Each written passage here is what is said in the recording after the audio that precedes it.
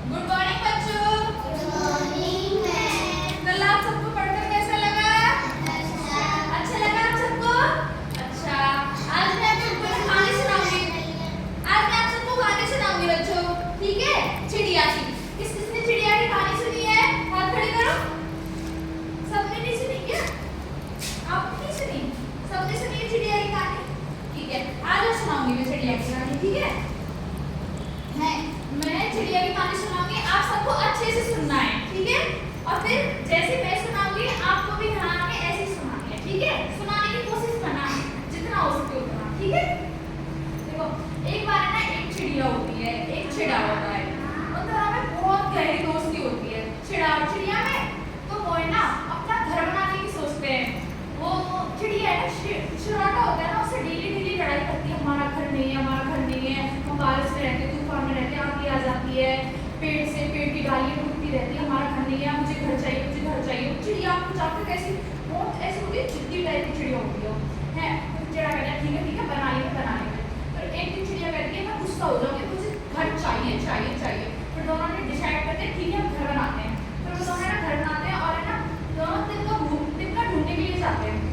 कोई तिनका ढूंढता है, चिड़िया चिड़ा दोनों जाते हैं, कोई तिनका ढूंढ के लाता है, कोई घर ढूंढ के लाता है और वो अपना घोंसला कंप्लीट करते हैं। हौला करके रोज ना थोड़ा सुबह शाम ऐसे डेली घास लाते हैं, तिनका लाते हैं और अपने घोंसले को तैयार करते हैं। जब घोंसला तैयार हो जाता है, किसी नजर जो पता है जब वो घोंसला बना रहे थे ना, वहां से कौवा देखा था, उस कौवे की नजर उनके घोंसले पे थी कि कभी तो अगर जाए तो अपने इनके घोंसले को खाओ। तो और उस घोंसले में पता है चिड़िया के छोटे छोटे बच्चे और थे, अंडों से ना चिड़िया के बच्चे निकले नहीं थे, लेकिन अंडे थे उस घोंसले में। तो वो कौवा क्या सोच रहा था कि जब ये चिड़ा और चिड़िया बाहर दाना लेने जाएंगे तो मैं इसके अंडों को खा जाऊंगा।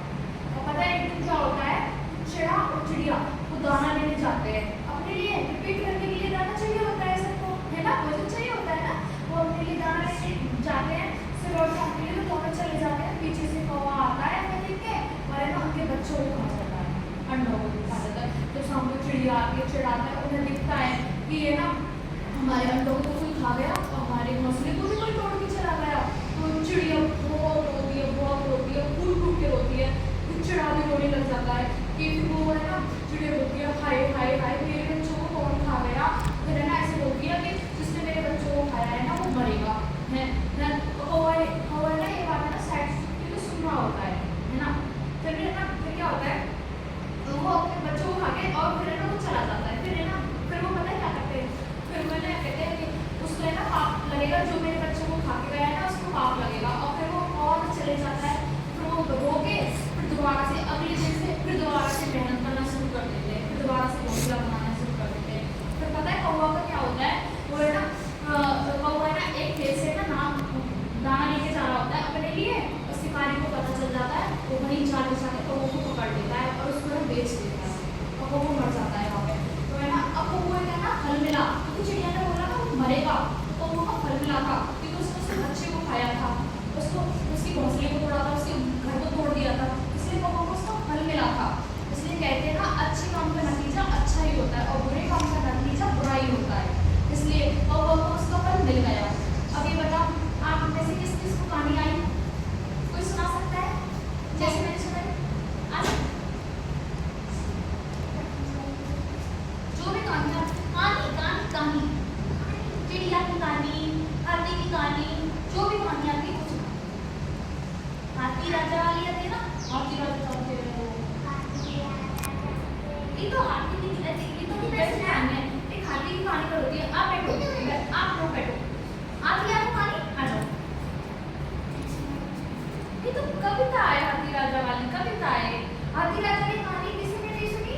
हाथी डेली तालाब में पानी पीने आते थे, वहाँ पे चूहों का बिल था, नीचे उनका घर था, हाथी आते थे तो हाथी है ना चूहों के बिल पे पान रख देते थे, उनके जो घर थे वो नष्ट हो जाते थे, चूहे बहुत परेशान हो गए।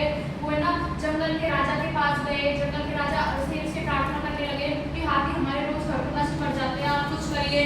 तो जंगल का राजा कहता है कि जाइए, फिर वो चूहा पता है क्या हमारा लगाता है, चूहा हमारा लगाता है, उससे कहता है हाथी से वहाँ पे ना ऐसे हमारे घर को मत तोड़ा कीजिए, लेकिन जो हमारे जो देवता है ना, हमें ना चंद्रमा है ना उनकी पूजा करते हैं, उनसे बात कह देंगे आपकी फिर कई चंद्रमा नहीं है, दिखाओ चंद्रमा कहाँ है आपका राजा, फिर हम दिखा देंगे आप शाम को आना हमारे घर, हम चंद्रमा को दिखा देंगे।